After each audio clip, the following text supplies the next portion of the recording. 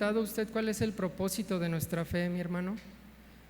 Yo creo que todos sabemos, nos hemos escuchado a lo mejor algunas personas que dicen creer en Jesús con algún propósito, que quizás le han dicho: yo creo en Cristo porque Él hizo esto en mí, yo creo en Cristo porque escuché que hizo esto, o yo creo en Cristo porque hizo esto en mi papá, en mi familia, ¿verdad?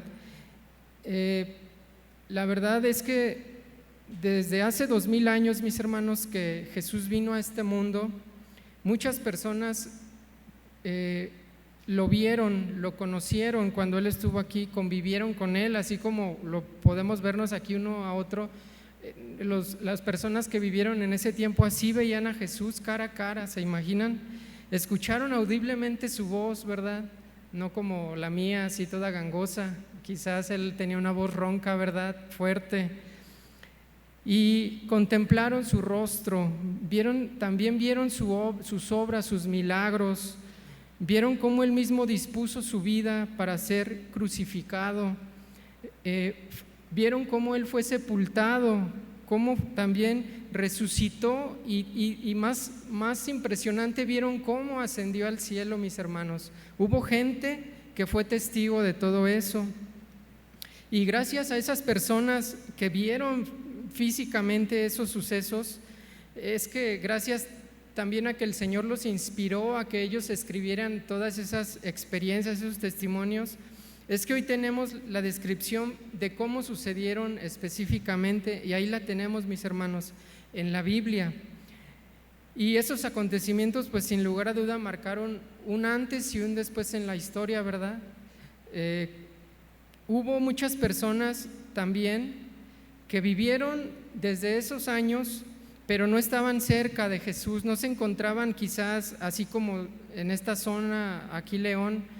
En ese tiempo pues todo era caminando, ¿verdad? Ahorita pues nos transportamos rápido, pero en aquel tiempo, como todo era caminando, pues no todos podían ir a la zona donde Jesucristo acostumbraba estar.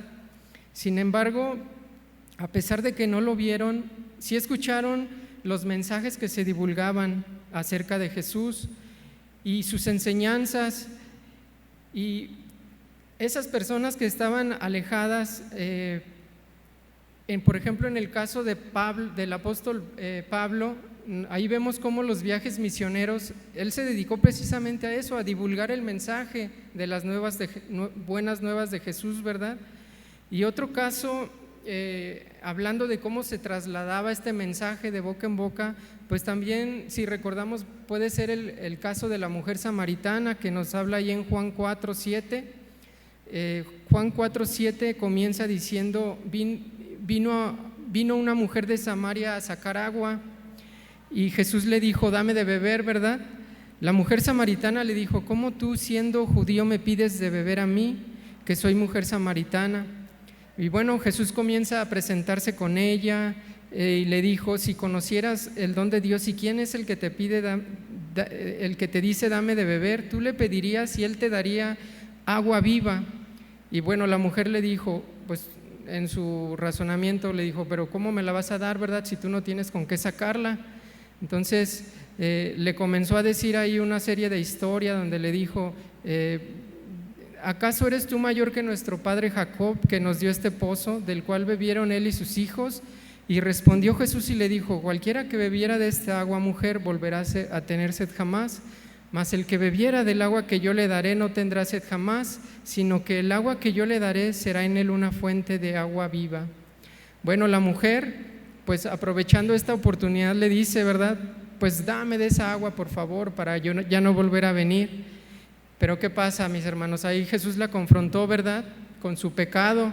Le dijo: bueno, trae a tu marido. Y ya sabemos cómo le respondió ella. Le dijo: pues no tengo marido. Entonces, precisamente por este acto, ella se quedó sorprendida. Y bueno, esto que ella vivió la dejó tan sorprendida, que Jesús le pudiera demostrar eso que ella vivía, que le dijo: parece que tú eres profeta. Entonces ella fue la que comenzó dice la palabra que comenzó a hablarle a sus vecinos, a sus amigos cercanos acerca de lo que había vivido con Jesús. Y dice que precisamente por ese mensaje, fíjese, nada más porque él le había dicho, bien has dicho, porque con la persona que no estás ahora no es tu marido. Eso tanto la sorprendió que fue y lo divulgó, y gente creyó por ese hecho de que esta mujer había experimentado. Bueno, más adelante sigue diciendo que otras personas creyeron, ¿verdad? Pero buscaban ahora a Jesús, buscaban conocerle, y al final de cuentas dicen, bueno, ya no solo creemos por lo que habíamos oído, por la predicación, bueno, por así decirlo, la predicación, el testimonio de esta mujer, sino que ahora nosotros que hemos escuchado las palabras de Jesús y lo hemos visto físicamente, sabemos, dice aquí, que Él es el Cristo, ¿verdad? Dice el versículo 42, los invito a que busquen en su Biblia si la traen, Juan 4, versículo 42, para que veamos cómo se sorprendieron estas personas al escuchar lo que Jesús les decía. Versículo 42 dice, y decían a la mujer, ya no creemos solamente por tu dicho, porque nosotros mismos hemos oído y sabemos que verdaderamente este es el Salvador del mundo, el Cristo. ¿Se imaginan, mis hermanos, la tremenda revelación que tuvieron esas personas? Solamente porque una mujer se dedicó a divulgarlo, ¿verdad? Pero como estos samaritanos, muchos más vieron a Jesús en persona, creyeron en Él como Cristo, y Él, como Cristo era el enviado de Dios para salvación del mundo, ¿verdad? Pero además de esos tiempos hasta la actualidad, muchas personas vieron y murieron aparte creyendo en Jesús, aún sin haberlo visto físicamente.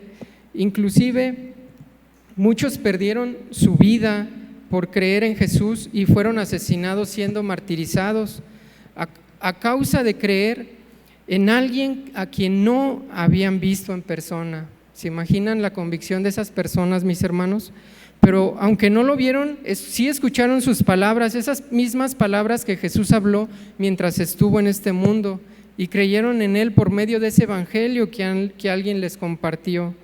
Y algo importante, mis hermanos, entre ellos también estamos nosotros, que creímos en Jesús aún sin haberle visto.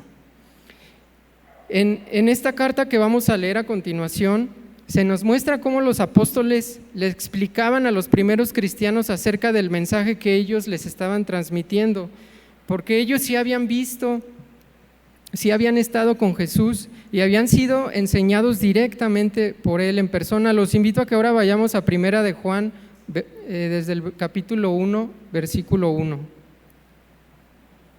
Primera de Juan 1:1.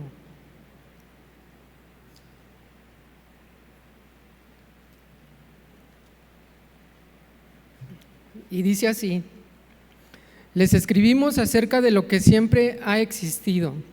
Esta versión es palabra de Dios para todos, pero igual usted me puede seguir ahí. Y dice: lo hemos oído, lo hemos visto con nuestros propios ojos, lo hemos observado y lo hemos tocado con nuestras propias manos. Hablamos de aquel que es la palabra que da vida. El que es la vida apareció entre nosotros, lo vimos y por eso damos testimonio acerca de Él. A ustedes les anunciamos que Él es la vida eterna que estaba con el Padre. Y dice: lo que hemos visto y oído acerca de Él, ahora les anunciamos a ustedes. Dice: lo que hemos visto y oído se los anunciamos también a ustedes para que tengan compañerismo con nosotros, así como nosotros tenemos compañerismo con el Padre y con su Hijo Jesucristo. Dice el versículo 4: les escribimos esto para aumentar al máximo nuestra alegría. ¿Se fijan con qué sinceridad les dicen los apóstoles? Nosotros lo que venimos a decirles no es algo que estemos inventando, ni algo que se nos haya ocurrido. Dice: les hablamos de lo que hemos visto y de lo que hemos vivido en persona. Y bueno, gracias al mensaje de salvación que a nosotros también, mis hermanos, alguien nos compartió, y que de igual manera a su vez a esa persona alguien también le compartió. Bueno, fueron esas personas valientes que dedicaron su tiempo, sus fuerzas, sus recursos para darnos esas buenas noticias que necesitamos escuchar y conocer. Y ahora le voy a hacer una pregunta. ¿Usted recuerda quién le compartió el mensaje a cada uno de ustedes? ¿Sí se acuerdan? ¿O cómo fue que llegó el Evangelio a su vida? ¿Cómo lo escuchó? Quizá podría ser a través de sus padres. A lo mejor los que estamos jóvenes, nuestros padres fueron los que recibieron ese mensaje, o a lo mejor a través de un hermano, de una tía, de un tío, de algún amigo, ¿verdad? Pero alguien nos habló, alguien tuvo ese valor, aun cuando vio nuestra cara así toda de orgullo, alguien tuvo el valor para acercarse y decirnos: es que sabes que yo quiero compartirte algo que tú necesitas, algo que yo sé que te va a ir bien. Y bueno, lo que esa persona, mis hermanos, en la vida de cada uno, ya sea a través de tus padres, a través de uno mismo, hizo fue cumplir la gran comisión que nos habla en Marcos 28. Marcos 28:15, los voy a invitar a que vayamos ahí. Marcos 28:15. Y dice así: y les dijo: id por todo el mundo y predicad el evangelio a toda criatura. Fíjense, predicad el evangelio a toda criatura. El que creyere y fuere bautizado será salvo, dice, mas el que no creyere será condenado. Aquí hay que hacer algunas observaciones, mis hermanos. Dice predicad, ¿verdad? No dice obliguen a creer. Tampoco dice que la predicación del mensaje sea para contender. Sí le ha tocado ver esas personas que nada más buscan esa oportunidad para contender, para competir.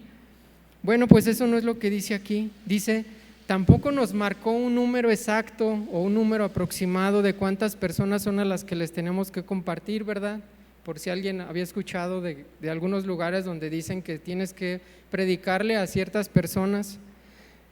Lo que nos indica es predicar el evangelio de Jesús, no predicar otra cosa. Quizás no podremos ver los resultados en esas personas, pero dice la palabra, unos son los que siembran y otros son los que van a cosechar. Debemos también, mis hermanos, de ser sabios, debemos de ser prudentes en cómo nos mostramos nosotros como creyentes de Jesús ante esas personas. Ese mensaje que les damos de manera indirecta, ese mensaje que quizás no es audible, ¿verdad? Les voy a dar algunos ejemplos, porque hay personas que, pues, de una manera no muy prudente, demuestran cómo ellos creen. Les voy a dar un ejemplo. Por ejemplo, a alguien que se le ponchó su llanta, ¿verdad? Unos clavos ahí que alguien tiró. ¿Y qué va a decir el creyente? Híjole, fue Satanás que me la picó, ¿verdad? O alguien que perdió el dinero con el que iba a pagar la renta y dice, no, es que Satanás me está atacando, de seguro él me lo escondió, ¿verdad? O por ejemplo, alguien que comió carnitas o moronga y ay, pues ya me hizo daño, y el creyente le dice, sí, fue porque no oraste por los alimentos, ¿verdad? Y las carnitas todas grasosas y la moronga toda echada a perder. Pero ¿qué dice el creyente? No, es que tú fue porque no oraste, por eso te pasó eso. Entonces debemos de ser prudentes, mis hermanos, ¿cómo damos ese mensaje con las personas? Dice Mateo 10:16, he aquí, yo os envío como ovejas en medio de lobos. Dice, sed pues prudentes como serpientes y sencillos como palomas. Pero aún así, mis hermanos, compartiendo de manera prudente y sencilla el mensaje para el mundo, para los que están alejados del Señor, pues no deja de ser un mensaje de locura. Los voy a invitar a que vayamos ahora a 1 Corintios capítulo 1, versículo 20.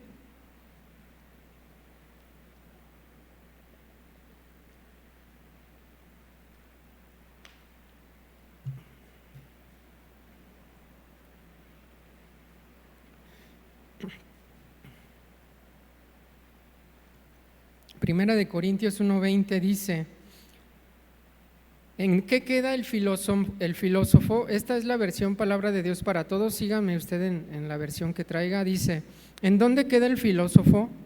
¿Cómo queda el experto de la Escritura? ¿Dónde está el intelectual que discute sobre asuntos de este mundo? Dios ha convertido en tontería la sabiduría de este mundo. El mundo, en su propia sabiduría, no conoció a Dios, así que Dios, en su propia sabiduría, prefirió salvar a los que creen por medio de la tontería del mensaje que anunciamos. Dice el versículo 22: los judíos buscan milagros, mientras los griegos buscan sabiduría, pero nosotros anunciamos a un Cristo crucificado. Este mensaje resulta ofensivo para los judíos y les parece una tontería a los que no son judíos, pero para los que han sido llamados por Dios, judíos o no, este mensaje es poder y sabiduría de Dios. Primeramente nos dice que el mundo, hablando de la raza humana, tuvo un desarrollo en su pensamiento y se preguntó cosas. Surgieron grandes pensadores que crearon líneas ideológicas, pero todo ese desarrollo del pensamiento llevó al hombre a verse a sí mismo como el centro del universo, el centro de todo, y no conoció a Dios ni le dio el lugar que le corresponde. Se fijó tanto en sí mismo que no pudo voltear a ver a Dios. Es por eso que dice: el mundo en su propia sabiduría no conoció a Dios. Pero sin embargo, también nos dice, Dios en su propia sabiduría, es decir, la sabiduría que está por encima de todo pensamiento humano, dijo: la manera como me voy a dar a conocer no es por estos pensadores arrogantes, yo lo haré por medio de la predicación de gente común, como dice ahí, por la locura de la predicación. Dice que no sea reconocida, que no tenga grande popularidad, y esa gente que escogió primeramente fueron esos 12, mis hermanos, que nos habla la Biblia, esos 12 discípulos. Y la mayoría de esas personas pues tenían un oficio que era pescadores, ¿verdad? No traían un traje, o a lo mejor en aquel tiempo una túnica muy lujosa, ¿verdad? Porque pues ellos andaban sucios, andaban ahí oliendo a pescado. Entonces, esa gente nos dice ahí, Dios usa personas que para el mundo no son importantes. Primera de Corintios 1:26 continúa diciendo: ahora pues, fíjense, hermanos, según las normas humanas, no hay entre ustedes muchos sabios, tampoco muchos que tengan influencias, ni que pertenezcan a familias importantes, pero a pesar de todo, Dios los ha llamado, pero Dios prefirió usar las tonterías de este mundo para avergonzar a los sabios, y prefirió usar a los débiles de este mundo para avergonzar a los poderosos. Dios prefirió lo que el mundo cree que no es importante, lo que desprecia y lo que no significa nada. Prefirió todo eso para destruir lo que el mundo cree que es importante. Y el versículo 29 dice: Dios hizo esto para que nadie pueda alabarse a sí mismo delante de Él. Y dice, así es como actúa la sabiduría de Dios, mis hermanos, a través de personas que no se jactan de lo que pueden llegar a ser en este mundo y que reconocen que en sí mismos no puede haber nada de lo que puedan alabarse, sino que su gloria está en servir al propósito de Dios y recibir el reconocimiento de Dios y no de los hombres, ¿verdad? Entonces podemos preguntarnos, de acuerdo a lo que hemos visto aquí, ¿a Dios le agradará que el hombre se alabe a sí mismo? Pues no, ¿verdad? Es de necios pensar eso.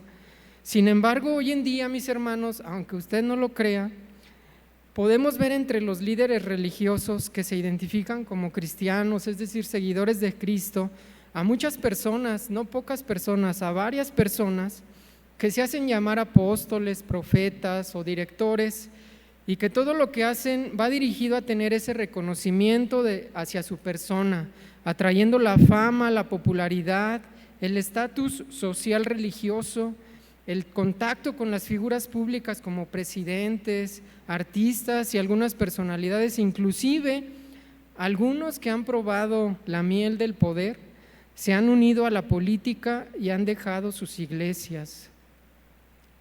Aquí en la ciudad ha pasado esto, mis hermanos, no yéndonos tan lejos. Aquí en la misma ciudad ha pasado esto. Pastores han dejado sus congregaciones, han dejado los púlpitos para hablar el evangelio, el mensaje del Señor, para irse a dedicarse a la política.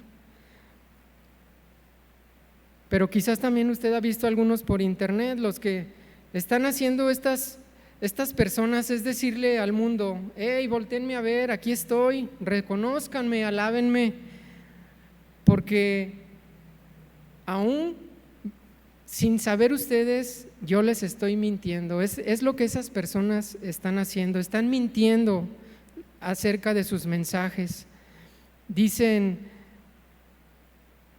a pesar de esto, es triste ver cómo muchos creyentes que aún no asisten a estas iglesias y que escuchan esos mensajes, pues siguen levantando a estas personas, así como el pueblo de Israel levantó al becerro en el desierto. Es lo mismito, están levantando a su becerro.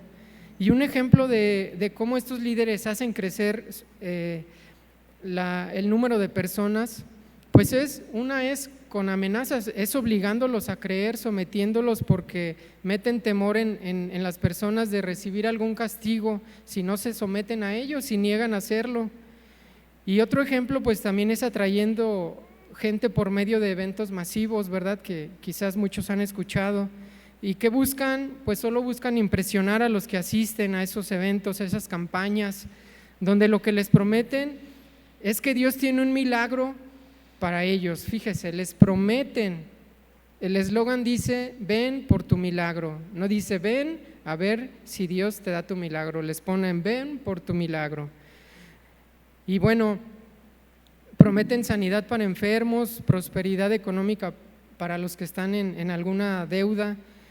Pero yo siempre, a lo mejor usted también se ha preguntado, si esas personas dicen tener ese poder, esa línea directa con Dios, esa autoridad sobre Dios para ordenarle y decirle: haz esto en este momento, porque hasta ya no usan otra palabra, sino que dicen lo reclamamos, ¿verdad? En algunas ocasiones a mí me tocó llegar a escuchar eso: reclamamos que hagas esto, lo reclamamos.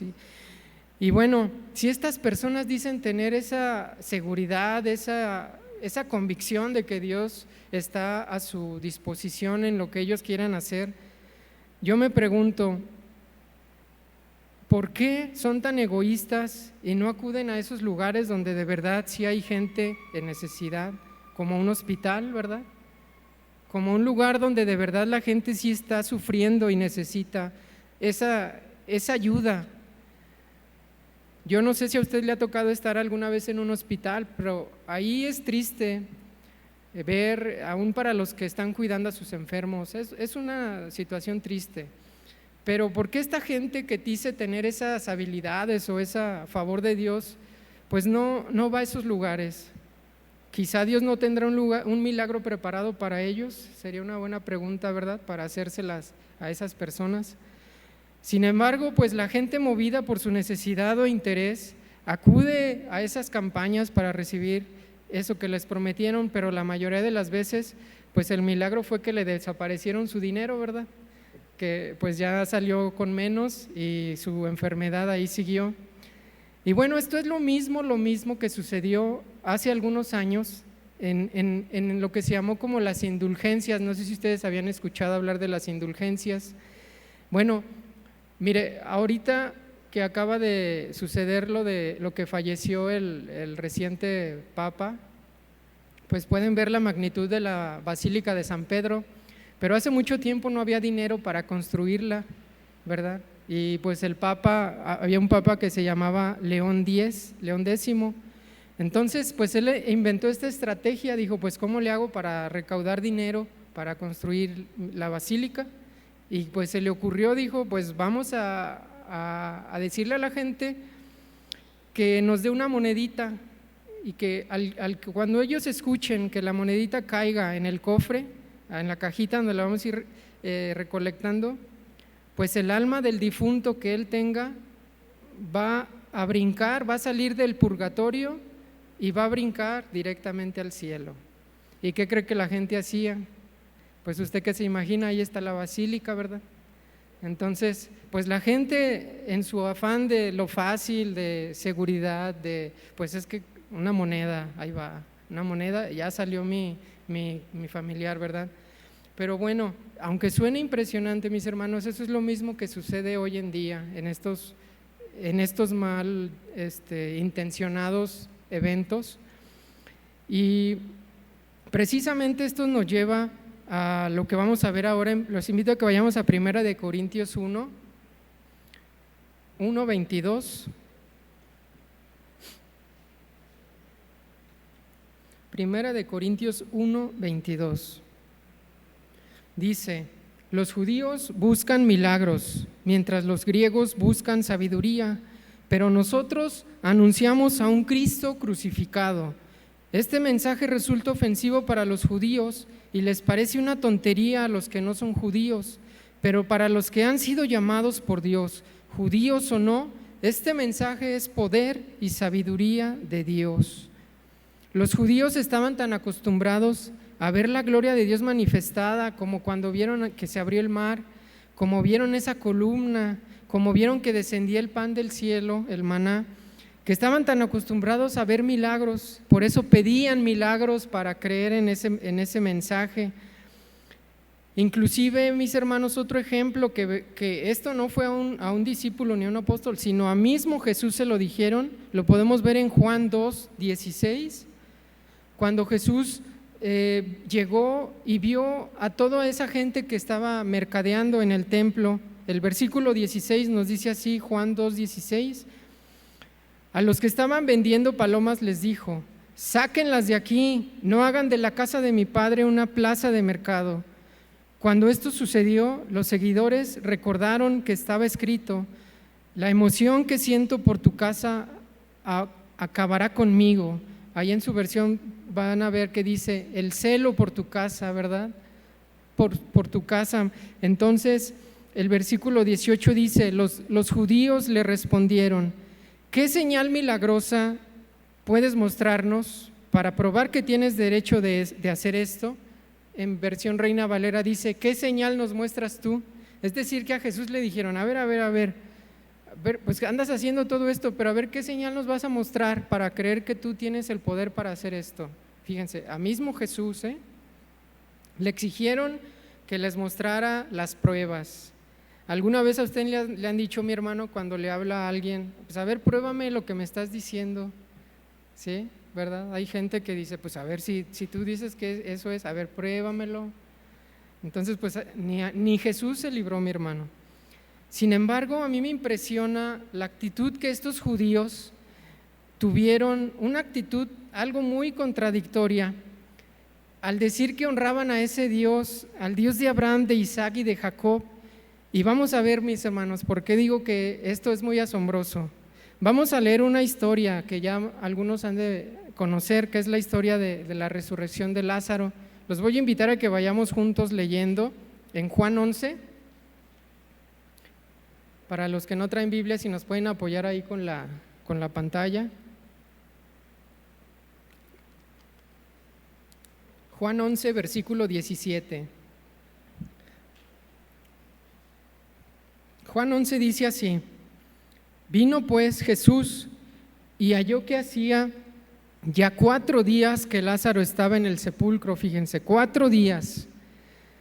Y dice: Betania estaba cerca de Jerusalén, como a 15 estadios, y muchos de los judíos habían venido a Marta y a María, que eran las hermanas de Lázaro, para consolarlas por su hermano fallecido.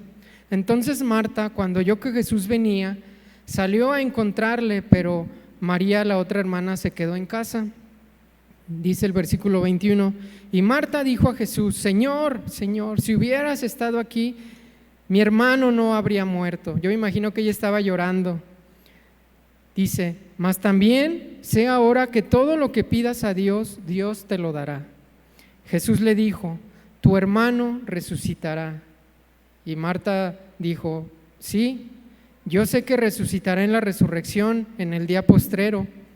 Y Jesús le respondió, le dijo, yo soy la resurrección y la vida, el que cree en mí, aunque esté muerto, vivirá. Dice, y todo aquel que vive y cree en mí no morirá eternamente. Le pregunta, ¿crees esto?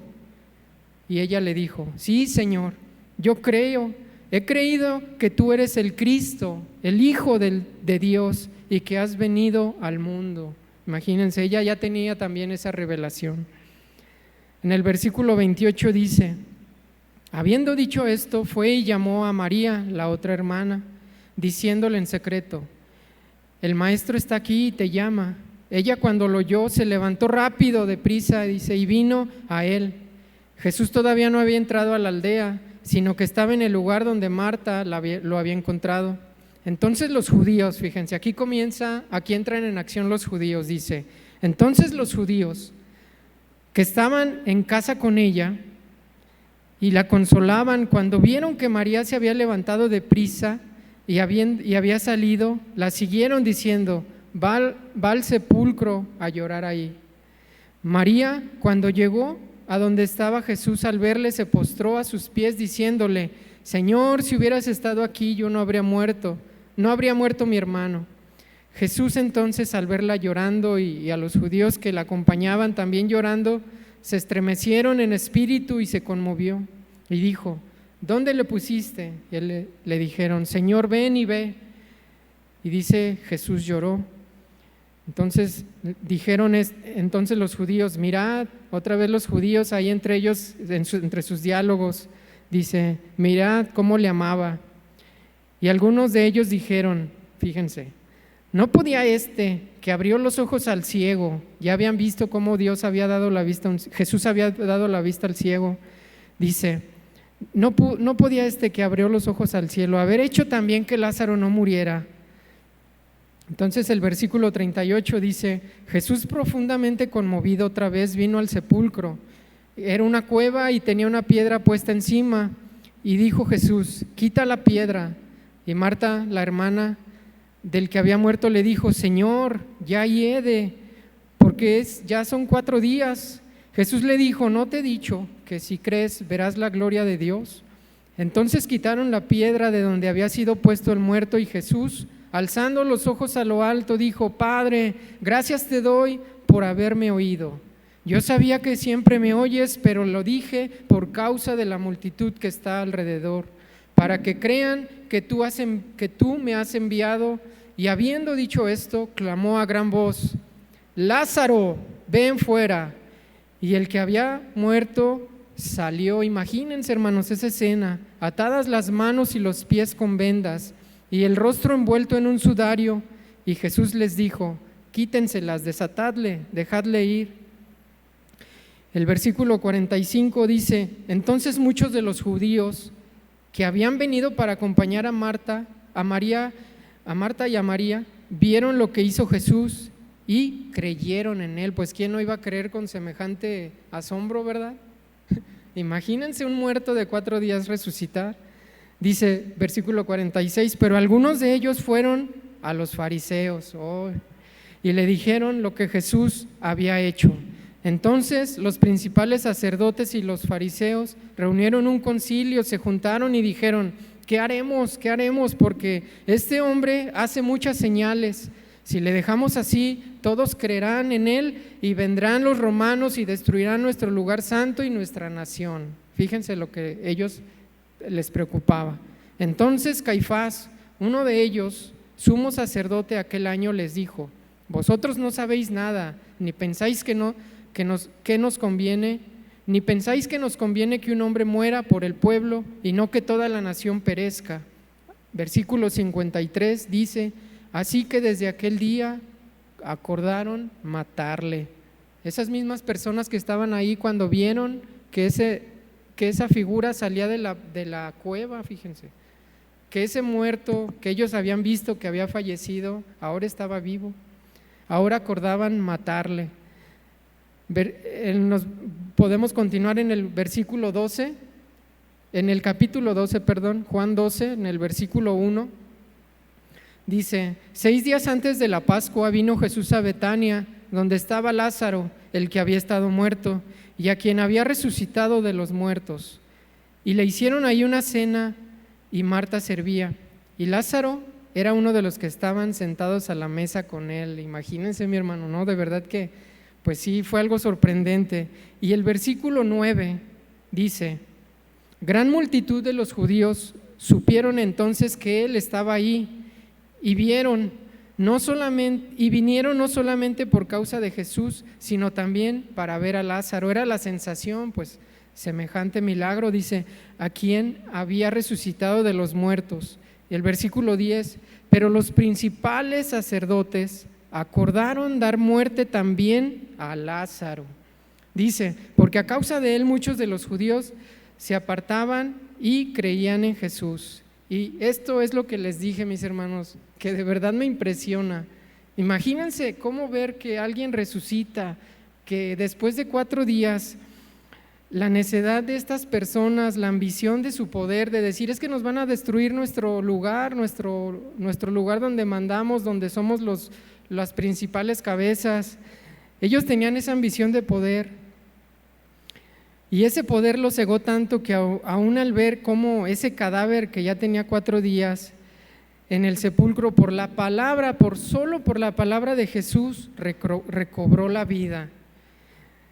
Es algo difícil de explicar, mis hermanos. No podríamos decir cómo los tejidos de Lázaro, sus músculos, volvieron a ser restaurados, cómo sus órganos volvieron a ser vueltos a la normalidad, cómo ese corazón que ya estaba muerto volvió a latir, cómo su sangre volvió a fluir, ¿verdad? Todo por el poder de la palabra de Jesús. Y por eso dice que muchos de los judíos que no creían en él, en Jesús, al ver ese milagro comenzaron a creer en cómo Cristo había sido enviado por Dios. Pero los principales sacerdotes, pues ellos dijeron, tenemos que matarlo, no solo a Jesús, sino a ese hombre que estaba muerto, hay que volverlo a matar.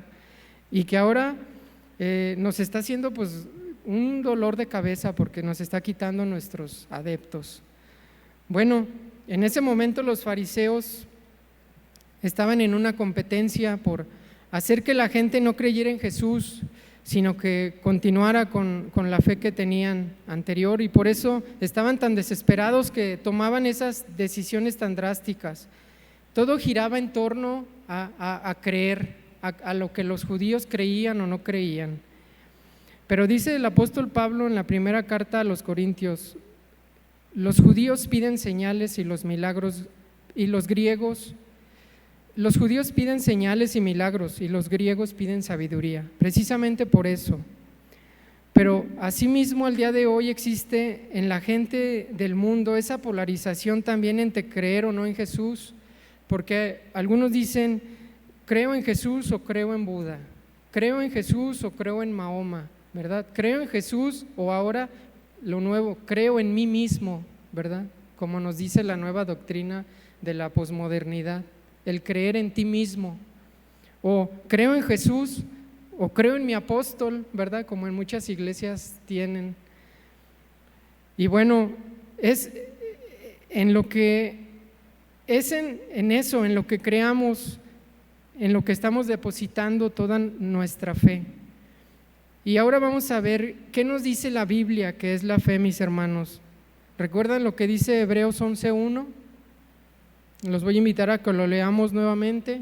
Hebreos 11:1 dice: es pues la fe, la certeza de lo que se espera y la convicción de lo que no se ve. La versión de la traducción al lenguaje actual dice: confiar en Dios es estar totalmente seguro de que uno va a recibir lo que espera, y es estar convencido de que algo existe aun cuando no se pueda ver. Si se fijan, aquí hay palabras que dice la certeza, ¿verdad? Y la convicción. Eso nos habla de seguridad, de no tener nada en duda, de estar totalmente convencidos. Nosotros que fuimos llamados a este nuevo pacto, como vimos hace 15 días, por medio de la muerte y la resurrección de Jesús, Creemos en Él y creemos que vino a este mundo en carne. Creemos que nunca pecó, creemos que murió y resucitó, y creemos que Él es la tercera persona de la Trinidad y que regresó a su trono celestial donde ahora intercede por nosotros. Y creemos que Él regresará por su iglesia para estar con Él por la eternidad. Pero nuestros ojos, mis hermanos, nunca lo vieron, no lo hemos palpado, no hemos escuchado audiblemente el tono de su voz, pero nuestra fe nos da la seguridad de saber que lo que Él nos prometió así lo cumplirá. Dice Romanos 10:17, así que la fe es el resultado de oír el mensaje. La gente oye el mensaje cuando alguien le habla de Cristo. Nuestra fe comenzó, mi hermano, cuando alguien te habló a ti por primera vez. Cuando alguien te compartió acerca de ese Salvador que vino a morir por ti y por mí. En ese momento, cuando nos lo presentaron por primera vez tal cual es, no una imagen, esa imagen que alguien hizo en un cuadro o una escultura, sino como ese Rey celestial soberano que vino a este mundo y se hizo siervo por amor a nosotros. Y le voy a preguntar otro cuestionamiento. Cuando a usted le compartieron el mensaje de Jesús, ¿usted estaba buscando ayuda por algún problema o llegó sin que usted buscara escuchar ese mensaje o sin que usted buscara esa ayuda? Bueno, le pregunto esto porque muchos verdaderamente se aprovechan de la necesidad de esas personas para querer forzarlos a entender que Jesús es la única salida a sus problemas. Y de verdad sí es la única salida a los problemas, pero lo correcto sería decirle a esas personas: el problema más grande que tú tienes no es tu enfermedad ni tu insolvencia económica. Tu mayor problema es que tu vida de pecado en la que te encuentras te está llevando a una eternidad sin Dios. Y eso es lo que en la actualidad pues no se predica, ¿verdad? Se predica, si vienes, Dios te va a sanar. Si vienes a la iglesia, Dios te va a solucionar tus problemas. Si te congregas con nosotros, vas a tener todo lo que tú deseas, ¿verdad? Pero no se les dice el verdadero propósito de la situación en la que se encuentran. Y por eso cuando alguien recibe o cuando alguien recibía sanidad de parte de Jesús, Él les decía, fíjese, Jesús mismo les decía: tu fe te ha salvado. No les decía otra cosa, sino tu fe te ha salvado, aún a esos enfermos a los que Él sanaba, porque Él sabía que esas personas no solo estaban contentas porque habían recibido su sanidad, sino que ahora lo veían a Él como ese Cristo enviado por Dios para salvación de sus almas. Y de verdad es muy lamentable ver cómo algunas doctrinas que se dicen ser cristianas se enfocan tanto en el bienestar del hombre en este mundo que no entienden el verdadero significado por el que Jesús vino a este mundo. Uno de esos pastores dice que él en sus mensajes para su iglesia no habla del pecado ni de la condenación eterna, tampoco habla del enemigo que tenemos para nuestras almas. ¿Por qué? Esta es su justificación, dice: porque las personas pues ya están muy lastimadas y ya están muy cargadas de problemas. Con la condición como está el mundo, pues ya no están como para darles esos tipos de mensajes. Por eso mejor hay que darles mensajes positivos que les ayuden a levantar su ánimo, ¿verdad?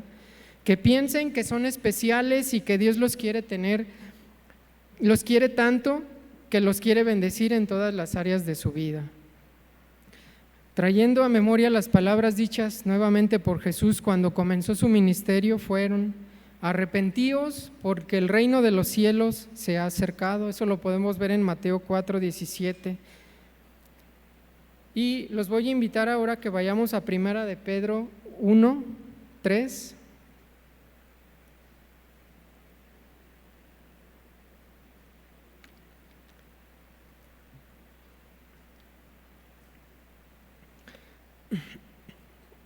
Y dice así: bendito sea el Dios y Padre de nuestro Señor Jesucristo, quien nos tuvo gran compasión y nos hizo nacer de nuevo por la resurrección de Jesucristo, así nos dio la plena esperanza de recibir una herencia que Dios tiene guardada para nosotros en el cielo, herencia que no se arruina ni se destruye, ni pierde su valor. Versículo 5 dice: por medio de la fe, el poder de Dios los protege para que reciban la salvación que Dios les dará a conocer en el día final. Eso es motivo de alegría para ustedes, aunque durante un tiempo tengan que soportar muchas dificultades que los entristezcan. Tales dificultades serán una gran prueba de su fe y se puede comparar con el fuego que prueba la pureza del oro. Pero su fe es más valiosa que el oro, porque el oro no dura para siempre. En cambio, la fe que sale aprobada de la prueba dará alabanza, gloria y honor a Jesucristo cuando Él regrese. Dice el versículo 8: ustedes no han visto jamás a Jesús, pero aún así lo aman. Aunque ahora no lo pueden ver, creen en Él y están llenos de un gozo maravilloso que no puede ser expresado con palabras. Eso significa que están recibiendo la salvación que es el resultado de su fe. Dice la versión Reina Valera: obteniendo el fin de vuestra fe, que es la salvación de vuestras almas. Entonces, mis hermanos, podemos decir que el propósito de nuestra fe en Cristo es la salvación de nuestras almas. No prosperidad económica, no una vida sin problemas, no una vida de éxito. Él vino a morir para la salvación de nuestras almas. Y recordando lo que dice Juan en el capítulo 3, versículo 17, dice: porque no envió Dios a su Hijo al mundo para condenar al mundo, sino para que el mundo sea salvo por él. Dice: el que cree no es condenado, pero el que no cree ya ha sido condenado, porque no ha creído en el nombre del unigénito Hijo de Dios. Y el versículo 40 dice: y esta es la voluntad del que me ha enviado, que todo aquel que ve al Hijo y cree en Él tenga vida eterna, y yo le resucitaré en el día postrero. Versículo 47: de verdad les digo, el que cree en mí tiene vida eterna. Mis hermanos, podemos entender que el verdadero propósito de nuestra fe en Jesús no es otro más que la salvación de nuestras almas. Los voy a invitar a que nos pongamos de pie.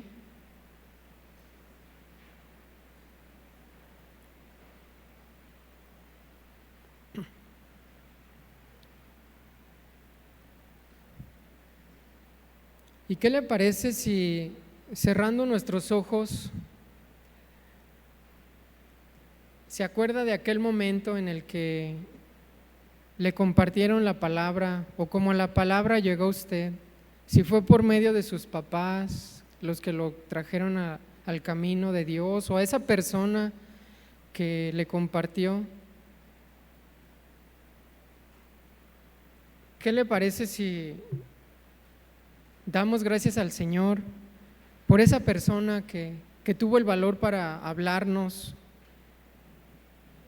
y podamos decirle: Señor, te damos gracias. Gracias, Señor, porque tuviste misericordia de mí y hoy, Señor, estoy en tu camino. Hoy, Padre, que te conozco, aunque no te he visto, Señor, aunque no te he palpado, ni he estado contigo, Señor, como lo estuvieron tus discípulos. Pero yo creo, Señor, por medio de la fe, por medio del haber oído tu palabra, Señor, que esa persona que nos compartió, que nos habló, Señor, gracias, Señor, por sus vidas, de cada uno de ellos, Señor. Gracias por esa persona que tuvo el valor, Señor, para llegar a nuestras casas, para hablarnos en nuestro trabajo, en nuestra escuela, Señor, a ese familiar, Señor, que se jugó el bienestar por hablarnos, Señor, tu mensaje. Gracias, Señor, porque hoy podemos vivir tu fe, vivir la fe en ti, Señor. Y te pedimos a que nos ayudes a entender en todo momento el propósito por el que tú viniste, Señor, a este mundo. Que no nos desviemos, Señor, de saber que el verdadero propósito de nuestra fe en ti es la salvación de nuestras almas. Te pedimos por las personas, Señor, que están siguiendo esas doctrinas, a esos líderes que los engañan, Padre, para que tengas misericordia de ellos. Y como iglesia, Señor, nosotros te pedimos que nos instruyas cada vez más en tu palabra, a través de tu escritura, para entender esa doctrina, esa sana doctrina, Señor, que habla de ti, que habla tus palabras y no una interpretación humana equivocada ni pensamiento humano, Señor. Y así como le aconsejó Pablo a Timoteo, Señor, acerca de tener cuidado de sí mismo y de la doctrina, y le aconsejó que persistiera en ello, pues haciéndolo se salvaría a sí mismo y a los que lo oyeron. De esa manera, Señor, ayúdanos a hacerlo también cada uno de nosotros en nuestra vida personal y también buscarlo como iglesia, Señor. Ayúdanos a cuidarnos de nosotros mismos y de la doctrina, Señor. Tener cuidado, Padre, de lo que creemos, Señor, de tu palabra, de no creer otra doctrina diferente, Señor, que no sea la que tú nos has mostrado por medio de tu palabra, Señor.